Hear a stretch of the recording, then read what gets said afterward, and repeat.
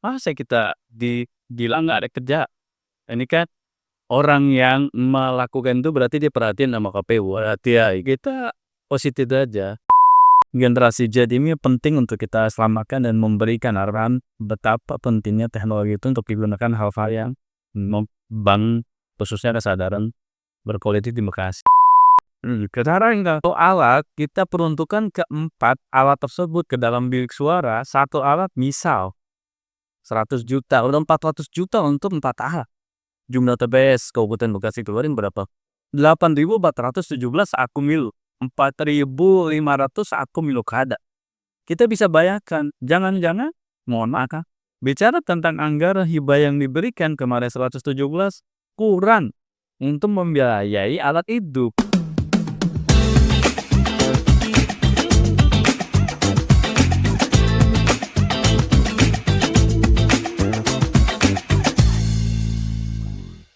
Assalamualaikum warahmatullahi wabarakatuh. Apa kabarnya wargi Kabupaten Bekasi ya? Warga-wargi karena di Bekasi ada dua, ada orang Betawi, ada orang Sunda dan juga dari etnis yang lainnya ya.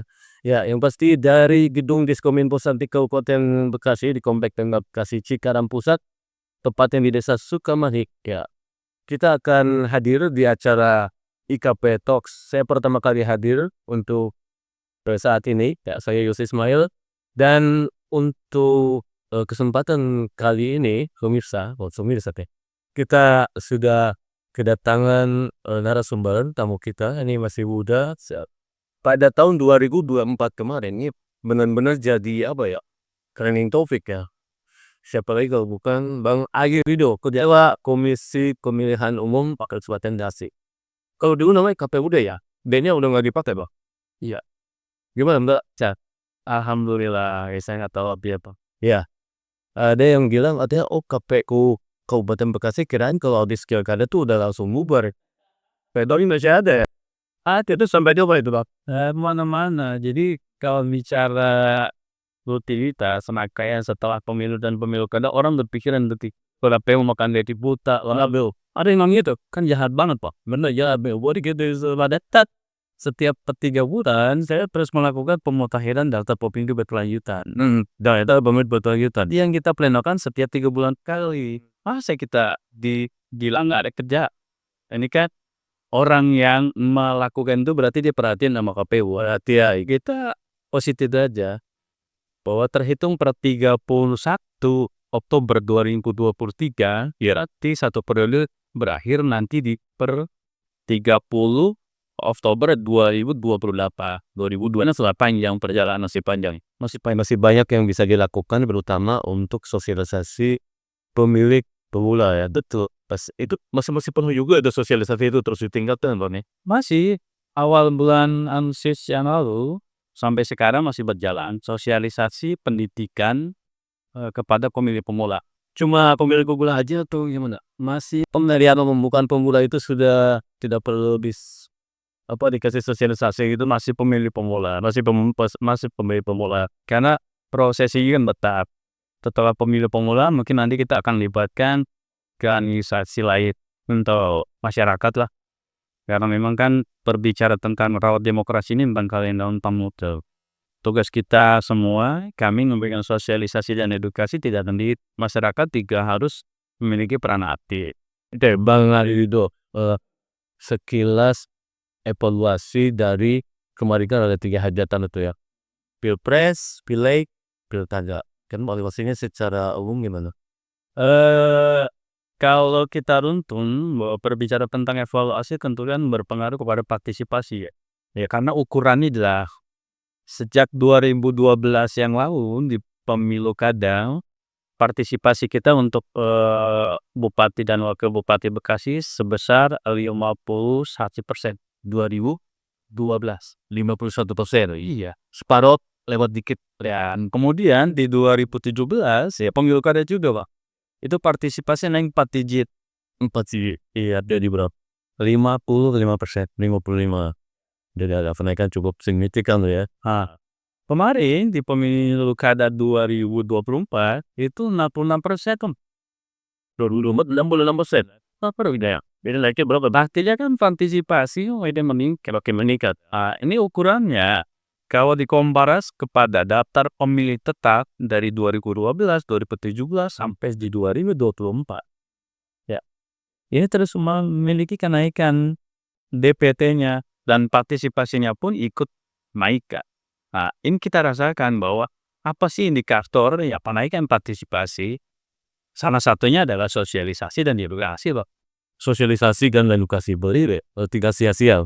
Sosialisasi terus dilakukan dan tingkat partisipasi pemilih memang ada kenaikan. Pun kemarin itu ngelamunnya targetingnya itu berapa ya kemarin? Kalau di pemilu kada 2024 sih targetan pas di-launching-kannya oleh KPU RI, pimpinan pada saat itu hadir, mereka menargetkan 85%. Waduh, tinggi kan berarti ya, 85%. Tapi kalau kita berbicara skala nasionalnya waktu pemilu itu sampai di antara 81%, 81%. Berbicara tentang pilpres, DPR RI dan DPR tuh. Angka 66% itu sudah cukup baik. Misalnya Bang Gujurannya ya. Misalnya dibandingkan dengan daerah-daerah sekitar, daerah lain atau kabupaten yang lain, angka segitu udah cukup bagus ya Pak? Atau ada daerah yang memang lebih tinggi atau daerah lain ada yang di bawah kita gimana? Dari 27 kabupaten kota yang ada di Jawa Barat, kita mendapat apresiasi dari KPU RI. Partisipasi yang tidak pernah turun dari tahun tadi saya ceritakan dari 2012, 2017 sampai 2024. Dan apresiasi itu dalam bentuk piagam penghargaan dan partisipasi pemilih yang terus meningkat. Ya, benar ya. Kemudian kamu bandingin sama kota Bekasi dan Karawang, Bang. Ya, masyarakat tentunya tahu dan melihat di media sosial, ya, partisipasi tersebut seperti apa. Oke. Ya untuk meningkatkan partisipasi pemilih, sosialisasi dilakukan. Kabupaten Bekasi, daerah binaan dilakukan dulu yang begitu besar. Tantangannya seperti apa dong? Sulitnya apa dong? Yang pertama saya bisa katakan bahwa semakin dewasanya para pemilih atau masyarakat yang ada di Bekasi ini tentunya membantu tugas kami, Bang. Eee memberikan pemahaman, memberikan pengertian keterkaitan tentang bagaimana si masyarakat dalam memilih dan ujung-ujungnya bahwa dia pasti punya pilihan. Kalau pilihannya menang mereka ya sorry ya, gembira. Tapi kalau dia kalah, mereka akan mengintimidasi dan lain sebagainya. Nah, ya, hal inilah yang terjadi antara pemilu dengan pemilu kada, ada tapi nggak begitu besar dibandingkan pemilu kada di 2017 yang lalu. Artinya, tidak hanya partisipasi yang diselamatkan menjaga hak pilih mereka, tapi juga kesadaran politik masyarakatnya juga meningkat, Pak. Berarti kan itu tarikannya kalau, dentuman demo, tidak terimaan semakin kecil berarti kan kesadarannya tinggi, Pak. Dan oleh karena itu saya mengimbau pada peserta politik juga, bagaimana peserta politik memberikan pemahaman yang balik kepada masyarakat. Ya, kalah bukanlah menjadi satu hinaan atau cetaan, tapi bagaimana untuk memberikan kesadaran kepada masyarakat. Menurut Bang Adel itu sendiri, pendidikan politik yang terbaik dan lebih paling efektif untuk masyarakat itu melalui apa Bang? Yang katakan yang sudah dilakukan, apakah melalui harus sampai hiburan-hiburannya dulu biar orang udah kumpul, anak-anak udah kumpul, atau ke sekolah-sekolah, atau misalnya lewat konten-konten di media sosial, ya menurut mana itu ya? Yang efektifnya sih sebenarnya ketemu tatap muka langsung untuk memberikan, itu lebih efektif banget. Karena, orang kita mengatakan bahwa memberikan informasi yang utuh dengan cara melihat, mendengar, dan mempraktikkan. Makanya saya kenapa ambil pilihan bahwa memberikan sosialisasi lewat secara langsung negatif berdasarkan itu, ya kan? Ketemu langsung. Kalau sekarang berbicara tentang efisiensi tentunya harus dikaitkan juga. Mengganti dari pertemuan tatap muka itu apa ya tadi media sosial itu. Oleh karena itu sajiannya juga harus disuguhkan secara menarik agar pemahaman orang itu gampang dicerna, gampang dilihat, gampang diperhatikan dan itu pada. Benar tuh. Ya, sepertinya masih ada sebagian Gen Z gitu ya, apa memiluk anak-anak muda yang kayaknya agak apatis ya terhadap pemilu pilkada. Itu bagaimana menaklukkan mereka? Ya, yang kayak gitu kita udah dibohongin misalnya, kan kayak gitu kan. Baik, berbicara tentang generasi Z atau pemilih pemula, ini tentunya tantangan bagi kita. Untuk bisa masuk ke ranah itu kita harus ambil, eee, secara psikolog bahwa kesenangan mereka generasi Z ini apa sih ya? Media sosial kan, tuh, teknologi kan. Nah, kemarin, dalam kegiatan pemilu kada, kami coba menawarkan hal-hal yang menarik. Contoh, ya, kegiatan perlombaan menggambar, ya kan ini menggunakan, kecanggihan teknologi kan. Iya. Kemudian, kegiatan yang lainnya berkenaan dengan teknologi. Oleh karena itu, dari situ mereka berupaya ketertarikan dengan pemilu maupun pemilu kada dimulai dari hal-hal yang kecil. Nah, perlombaan itu melukis atau menggambar tentang, maskot. Maskot pemilu kada. Yang bagus, yang bagaimana sih unsur-unsurnya kita sampaikan.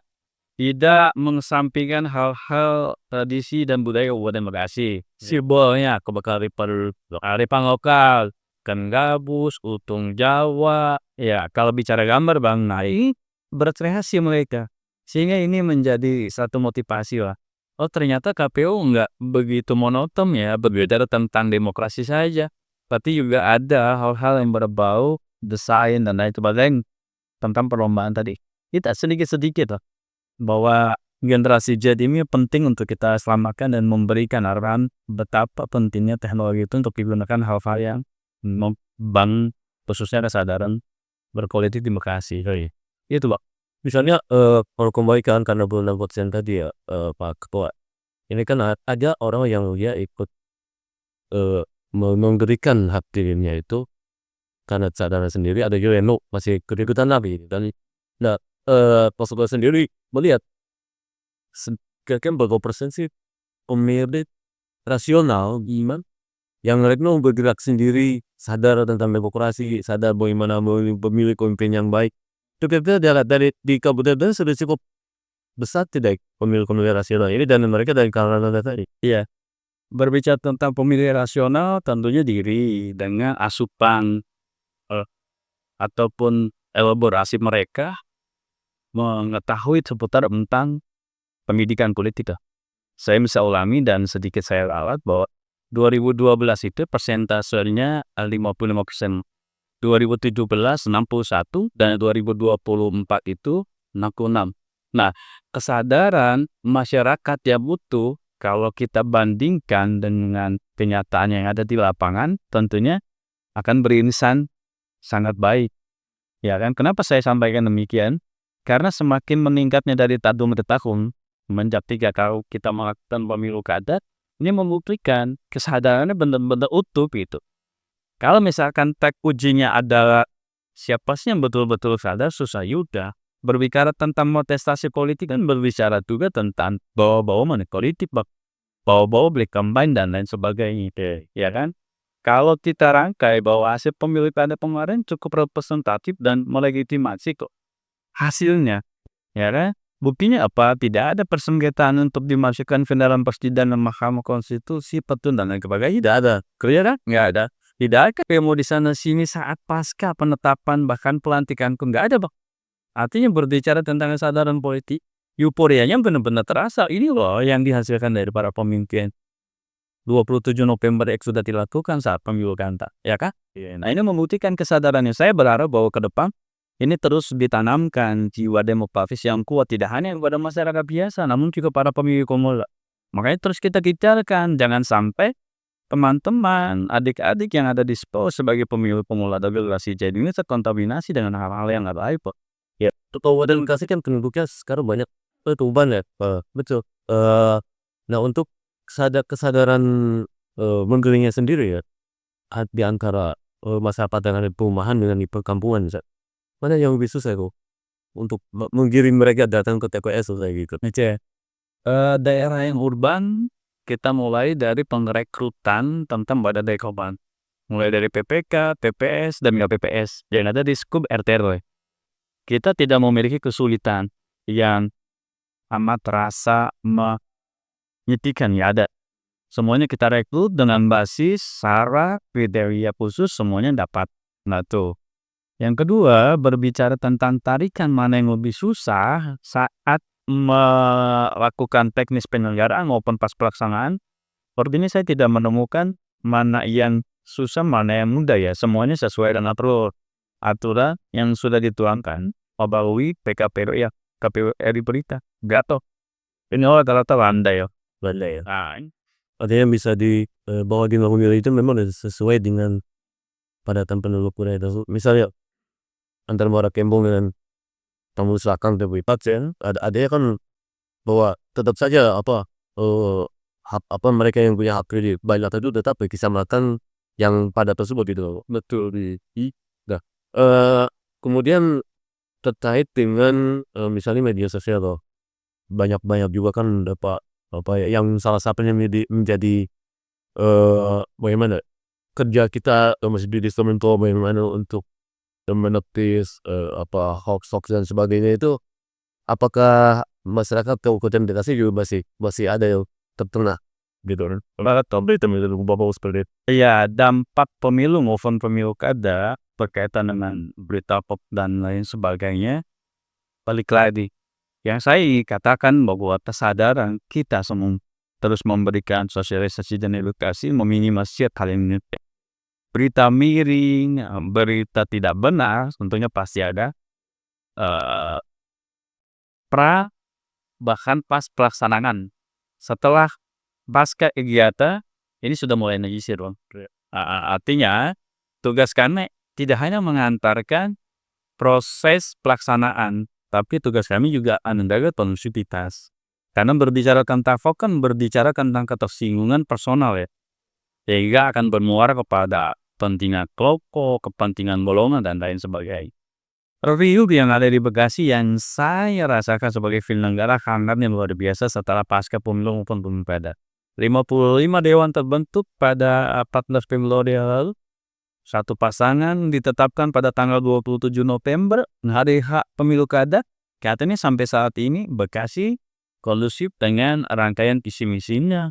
Seorang kepala daerah kemudian membangunnya seorang dewan setiap dapilnya. Ini makin hangat. Kalau itu harapan kita ke depan bahwa kapanpun pemilu dilaksanakan di 2029 di sedang hangat hasil putusan MK atau dibagi ke dalam kedua zona di 2031 bagi kami sebagai penyelenggara oke, kita sebagai user atau pengguna aturan kita ikut pemerintah apapun itu hasilnya, yang pasti yang terbaik untuk masyarakat Kabupaten Bekasi. Oke, baik. Iya ya, Bapak selanjutnya ini terkait dengan kerjaan buat KPU. Baru minum dulu lah. Saya iya lupa saya. Terlalu serius ini. Bu, minum. Ya, untuk selanjutnya ini terkait dengan daftar pemilih berkantan nih. Ini sejauh mana KPU sudah usahakan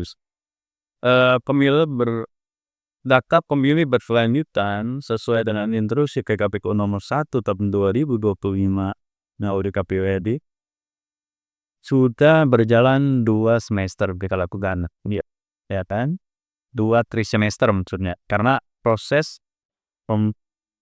pemutakhiran daftar pemilih berkelanjutan yang diambil oleh KPU daerah, salah satunya KPU Kabupaten Bekasi 3 bulan sudah kita lakukan. Kita akan meng-cross check daftar pemilih berkelanjutan hasil DPT di pemilu kemarin sebanyak 2.251.856.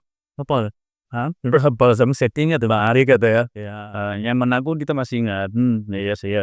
Ya kan artinya berbicara daftar itu terus memiliki pergeseran atau penambahan. Ya kan? Tadi Hamon sampaikan betul. Daerah Bekasi itu daerah urban. Masuknya banyak, keluarnya sedikit, meninggalnya ada saja. Ranah-ranah itulah yang kami lakukan. Mana yang meninggal, mana yang pindah, mana yang masuk. Agar nanti proses daftar pemilih di saat ditetapkan jadi DPS, turunan dari Kemendagri melalui Dinas Kependudukan dan Catatan Sipil sudah kita buka. Nenek itu kena data dasar lah. Sehingga nggak ada lagi hujatan orang mengira bahwa daftar pemilih nggak beres nih. Ya kan, daftar pemilih yang meninggal dimasukin aja nih dan lain sebagainya. Kita menanti situ lah.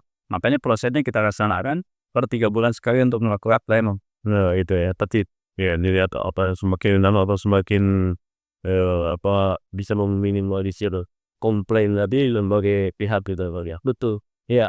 Eee, Kemudian ini yang menarik terkait electronic voting ya.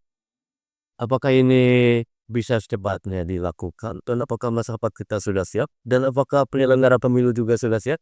Gambarannya seperti apa sih sore itu? Iya, terus apakah kayak ngirim polling SMS kayak gitu, gimana kan Kominfo ternyatanya update juga terkait tentang yang electronic voting ya. Eee, Awal bulan yang lalu KPU provinsi melakukan rapat kerja teknis yang resmi dilakukan oleh KPU RI. Turunannya menginstruksikan kepada KPU daerah akan masuk Kabupaten Bekasi agar mengkaji tema yang berbau-bau elektronik nih. Nah, ini disambut pautan bahwa elektronik voting ini layak juga untuk bukan dicoba bahasanya, untuk diterapkan ke dalam pemilihan maupun pemilu kada yang ada di daerah masing-masing. Oke. Kami sudah 2 kali, 3 kali terakhir hari ini melakukan kajian terhadap akademisi, kemudian praktisi dan pengamat kepemiluan, apakah electronic voting ini penting dan segera harus dilaksanakan. Kami beranggapan bahwa pemerintah pasti punya niat baik lah atau goodwill untuk bisa melaksanakan electronic voting ini. Banyak sekali catatan-catatan khusus yang kita bukukan dalam bentuk kajian yang nanti akan kita serahkan ke KPU Jawa Barat untuk sampaikan ke KPU RI. Intinya isinya bahwa mau tidak mau, suka tidak suka, ini adalah salah satu terobosan yang terbaik. Menjaga efisiensi, menjaga kerahasiaan, menjaga efektivitas agar pemilu maupun pemilu kada itu sudah berbasis elektronik. Cuma persoalannya, apakah lantas electronic voting ini dikaitkan ke dalam salah satu hal yang ketidakpercayaan publik, Bang? Secara konvensional yang dilakukan untuk memilih, mengambil kertas surat suara kemudian dicoblos, dibandingkan dengan dalam bentuk digital, ini perbedaannya di mana sih? Apakah cara pengerjaannya? Apakah kerahasiaannya? Apakah ketepatan dan kecepatan ini kan berbeda, Bang. Dulu. Nah, oleh karena itu, jika memang ini salah satu alasan kepercayaan publik, lantas bagaimana pemerintah sanggup nggak membiayai, mohon maaf dalam tanda petik, alat atau elektronik tersebut ke tiap-tiap TPS? Berarti tiap per TPS itu ada. Makanya, nah, saya nggak terbayangkan kalau memang ia harus dialokasikan gambaran bilik yang tersaji saat pemilu maupun pemilu kada tidak lebih dari 4 TPS, loh. 4 bilik suara 1 TPS. Sekarang satu alat kita peruntukan ke 4 alat tersebut ke dalam bilik suara, satu alat misal 100 juta, udah 400 juta untuk 4 alat. Jumlah TPS Kabupaten Bekasi keluarin berapa? 8.417 akun milu, 4.500 akun milu kada. Kita bisa bayangkan, jangan-jangan, mohon maaf, bicara tentang anggaran hibah yang diberikan kemarin 117 kurang untuk membiayai alat itu, kan itu tarikannya kalau untuk berbicara alat. Dan saya juga nggak tahu niat baik pemerintah apakah nanti prosesnya setiap satu TPS satu alat, kita kan nggak tahu juga. Ya kan?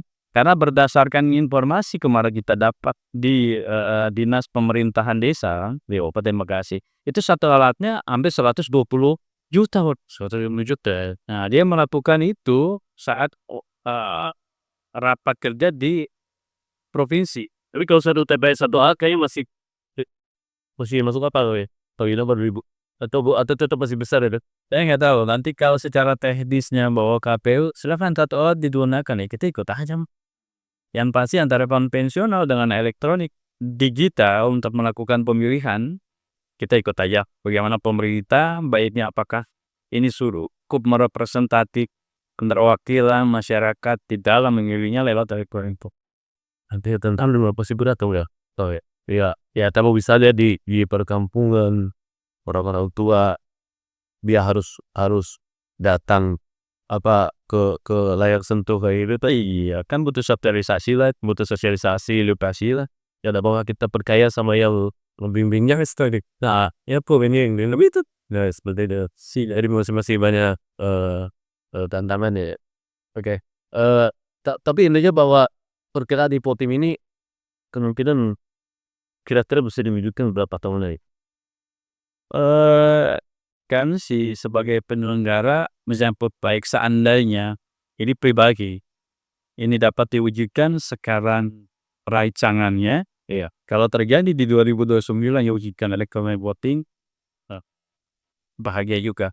2029 seandainya memang bisa direalisasi, kalaupun masih dalam bentuk perencanaan pemerintah untuk mengumpulkan pundi-pundi biaya membiayai alat itu atau dikembalikan lagi ke APBD daerah, tentunya tidak akan serentak juga seluruh Indonesia menggunakan alat itu, ya kan? Iya, iya. Cuma dari itu.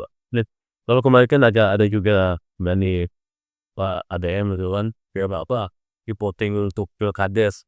Apa itu mau duluan mereka itu Pilkades 2026 ya, menurut berita gitu ya, Pilkades 2026 itu serentak menggunakan apa Hipoting ya itu kan. Nah itu kira-kira ya kira-kira itu kalau memang bisa terwujud ya, itu mungkin bisa menjadi apa uji coba juga mungkin ya untuk pemilihan yang lebih besar loh. Ya, ruang lingkupnya akan lebih berjalan kencang di saat Pilkades menggunakan elektronik voting. Berambas kepada pemilu di 2029. Jika alatnya sudah ada di 2026 yang telah digunakan pada protes Pilkades, tentunya kami akan mengikuti apa yang menjadi aturan. Kalau alatnya ada, digunakan. Dan makin tertuang di dalam aturan, kayak gitu lah. Dan beruntung mungkin kalau misalnya ternyata Jawa Barat paling gitu nih uji coba ada elektronik gitu ya. Apa-apa, kita sambut baik kok. Yang pasti pemerintah merumuskan sesuatu, pasti ada hal-hal kebaikan yang ditanam. Oke, baik. Melalui kesempatan sekarang nih, masih ada yang ingin disampaikan? Yang terakhir mungkin, ya, mengimbau pada seluruh masyarakat Kabupaten Bekasi, KPU Kabupaten Bekasi masih ada. KPU Kabupaten Bekasi masih giat dengan program-programnya. Terima kasih pada masyarakat yang menjustifikasi KPU Kabupaten Bekasi tidak ada kerjanya, itu bohong. Per 3 bulan kami terus melakukan pemutahiran data pemilih berkelanjutan, itu bukti bahwa kami terus mengupdate seputar tentang data pemilih.